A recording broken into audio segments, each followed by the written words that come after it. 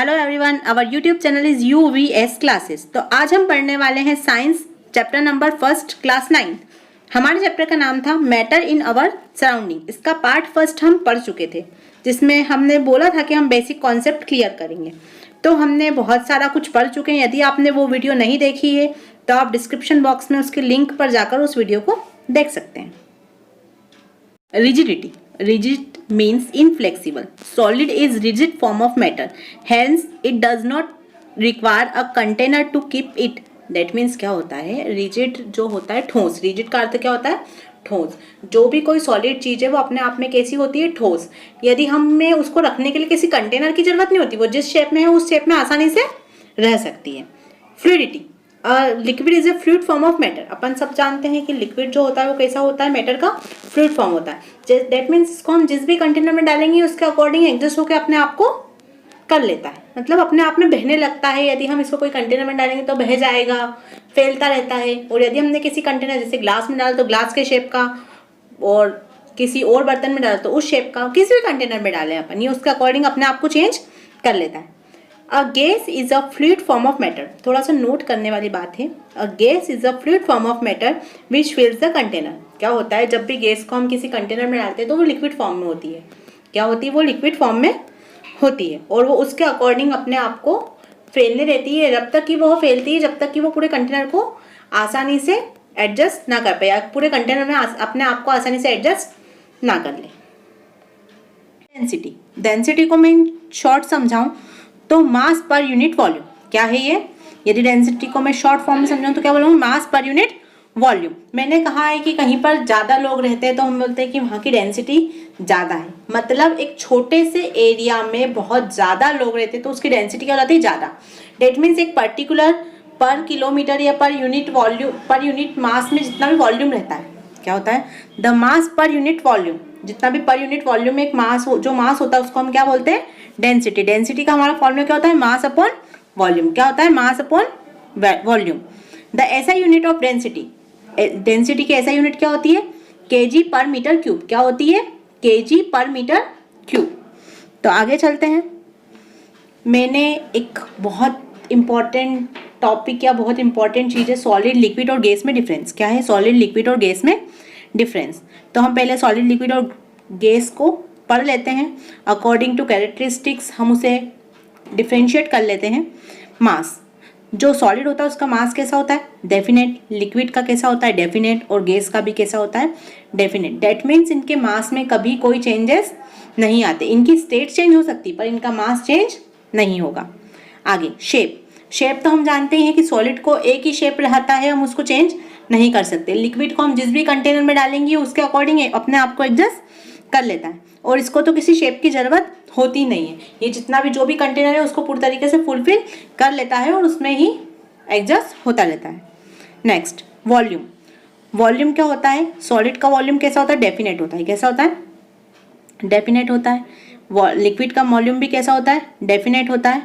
और गैस का वॉल्यूम कैसा होता है? इनडेफिनेट होता है। ये कितने भी वॉल्यूम में कभी भी फैल सकती है। स्पेस बिटवीन इन पार्टिकल। मैंने आपको, अपन ने एक चीज़ पढ़ी थी, मैंने आपको बताया भी था कि इसमें जो पार्टिकल्स होते हैं ये बहुत पास होते हैं सॉलिड में।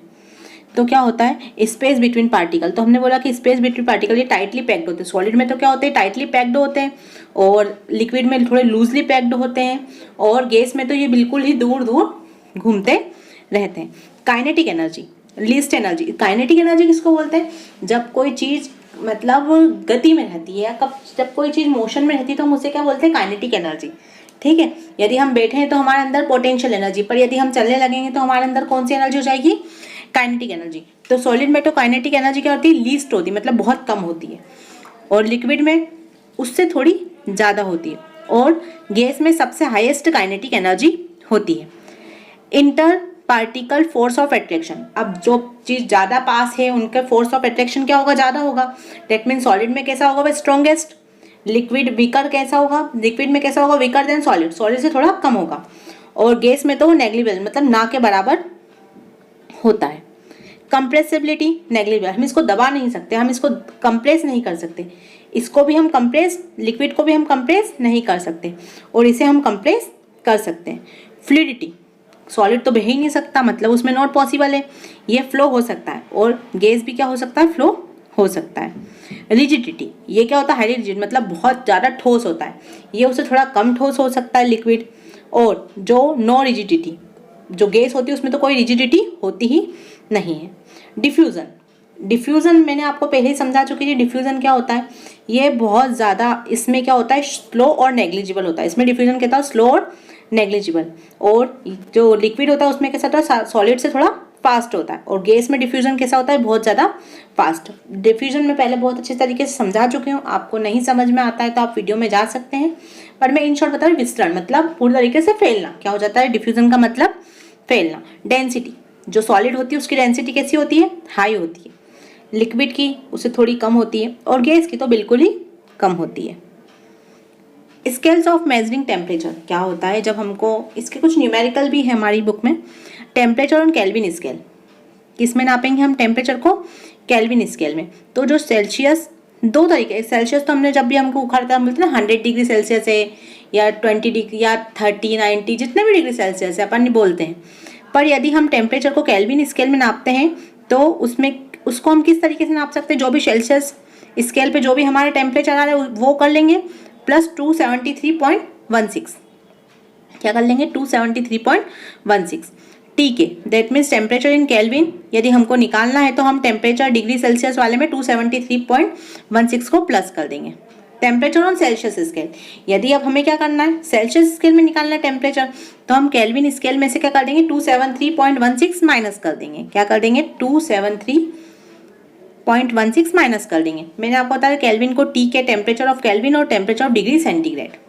नोट क्या होता है, पर टीचर हमारी कन्वीनियंस के कारण क्या कर देती है कि 273.16 ना यूज़ करते, वो क्या यूज़ करती है, 273 के, मतलब 0 डिग्री सेल्सियस इक्वल 273 केल्विन। आगे चलते हैं।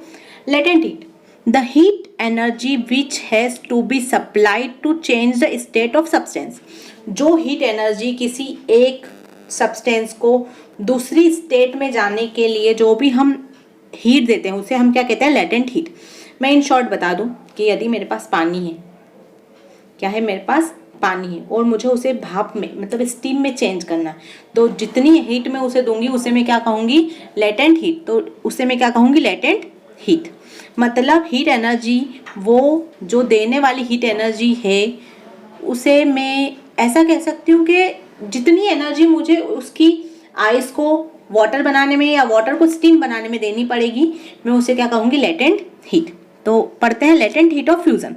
The latent heat of fusion, amount of heat energy require to change 1 kg of solid into liquid at its melting point. क्या होगा, मुझे 1 किलोग्राम सॉलिड है मेरे पास, तो मुझे उसको जो हीट देनी है, कितनी हीट देनी है मुझे उसे, कि मेल्टिंग पॉइंट, मतलब वो उसके मेल्टिंग पॉइंट को लिक्विड, सॉलिड इनटू लिक्विड, मतलब वो पिघलना शुरू हो जाए, क्या हो जाए, वो मेल्ट होना शुरू हो जाए या उसके मेल्टिंग पॉइंट तक पहुंच जाए। मुझे जो इतनी एनर्जी देनी होगी मैं उसे क्या कहूँगी, लेटेंट हीट ऑफ फ्यूजन। क्या कहूँगी मैं उसे, लेटेंट हीट ऑफ फ्यूजन। मतलब फ्यूजन का क्या होता है, पिघलना। क्या होता है फ्यूजन का मतलब, पिघलना। लेटेंट हीट मतलब चेंज करना, मतलब किसी सॉलिड को पिघलने के लिए मुझे जितनी हीट देनी पड़ रही है मैं उसे क्या कहूँगी, latent heat of fusion. Latent heat of vaporisation, latent heat vaporisation the heat energy required to 1 kg of liquid.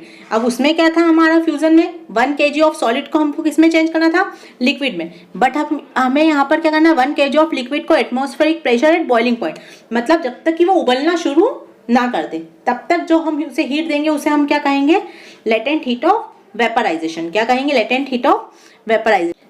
मैं सोचती हूँ कि आपको यहाँ तक की बातें बहुत अच्छे तरीके से समझ आ गई होंगी।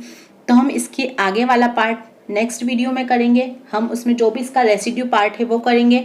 आपको यदि इससे रिलेटेड कोई भी प्रॉब्लम आती तो आप मुझे कमेंट कर सकते हैं। Thank you.